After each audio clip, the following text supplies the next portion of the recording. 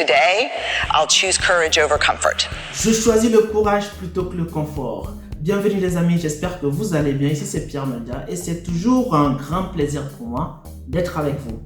Aujourd'hui, nous allons voir ensemble comment choisir et conserver le courage plutôt que le confort en 3 éléments du Dr. Brené Brown, professeur de recherche à l'Université de Boston, également conférencier. À travers l'une de ses présentations dénommée The Call to Courage, elle nous explique comment choisir et conserver notre courage plutôt que le confort dans notre société aujourd'hui caractérisée par la culture de la peur et de l'incertitude. Dans un premier temps, elle nous veut comprendre que choisir le courage plutôt que le confort, c'est d'abord accepter quelque part qu'on est vulnérable. Et c'est ainsi qu'elle résume la valeur de notre courage par rapport à notre vulnérabilité en ces phrases en disant « La clé de la vie de tout cœur, c'est la vulnérabilité. Vous mesurerez votre courage en fonction de votre vulnérabilité. » Et ici, le terme de vulnérabilité désigne le fait que nous devons intervenir sans pouvoir autant avoir la capacité de contrôler les résultats. Nous allons voir maintenant ces éléments qui nous permettront de choisir et conserver le courage plutôt que le confort. Premier élément, c'est la véritable appartenance en ayant soi-même.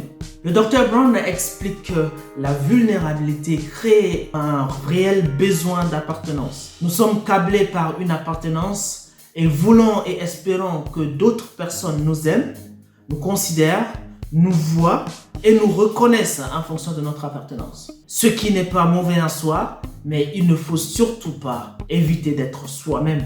Ainsi, le véritable appartenance est caractérisé comme celle qui ne vous oblige pas à changer qui vous êtes, mais celle qui vous oblige à rester qui vous êtes.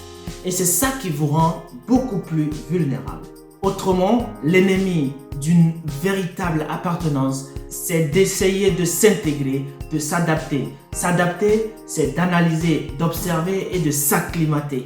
En restant dans une bulle où vous dites constamment « je ne dois pas faire ceci, je ne dois pas paraître comme ci, je ne dois pas dire ceci en public, je devrais sembler à ceci, je devrais m'habiller comme ça, je devrais éviter de dire surtout ça ». Cela convient à dire sa vérité, de raconter son histoire et ne jamais se trahir devant l'autre. Ce qui insimile que nous ne dévoilons pas qui nous sommes vraiment devant l'autre. Deuxième élément, c'est toujours embrasser l'inconfort. Toujours privilégier l'inconfort plutôt que le confort dans votre vie, dans votre quotidien.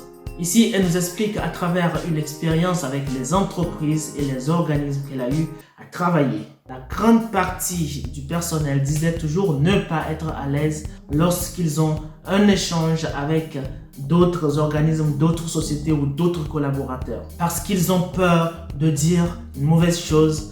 Ils ont peur d'être pris d'une façon dont ils ne s'attendaient pas. Et comme ça, ils décidaient plutôt de ne pas avoir de conversation, de ne pas avoir de communication, de ne pas avoir d'échange, plutôt que de les avoir et de rester dans l'inconfort. Et au vu de cette situation, décider de ne pas avoir de conversation, d'échange, parce que cela nous rend mal à l'aise, est une sorte de définition d'un autre privilège luxueux.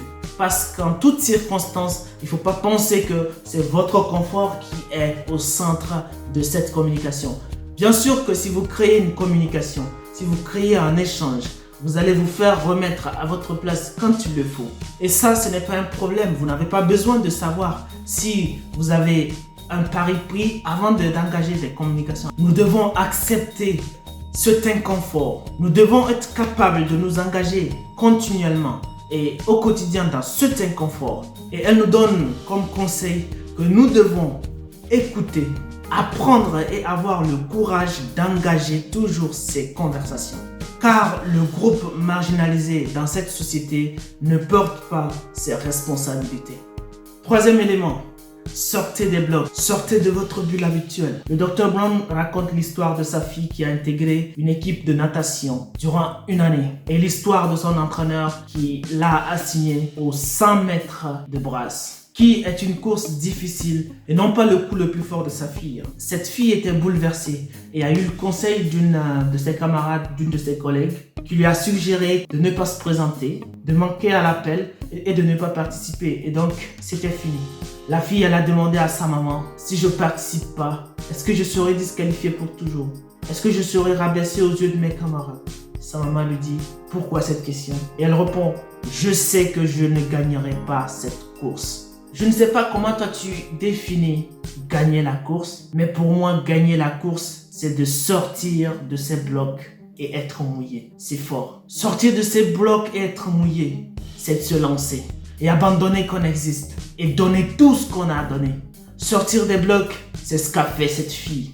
Le jour de la course, elle s'est présentée, quand bien même en retard, et elle s'est lancée à la course. Elle a tout donné.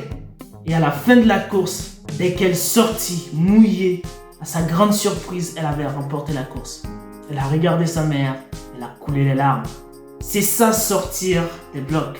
C'est se lancer, tout donner et sortir mouillé. Peu importe, lancez-vous et donnez tout ce que vous avez. Et vous en sortirez mouillé. Mais juste après, l'émotion de cette joie sera quelque chose que vous vous en souviendrez et quelque chose qui vous donnera de la gratitude pour le reste de votre vie.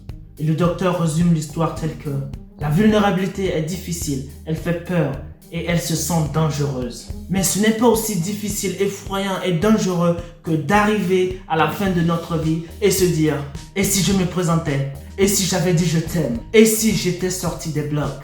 Maintenant que vous imaginez le chagrin que ça peut faire quand vous y serez, prenez le temps de réfléchir.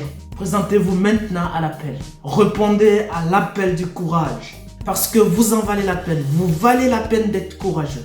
Merci les amis, c'était tout pour aujourd'hui. Si ça vous a plu, n'hésitez pas à nous le dire en commentaire. Aimez la vidéo, partagez autour de vous pour aider des gens à gagner de la motivation. Et à très bientôt pour une nouvelle vidéo.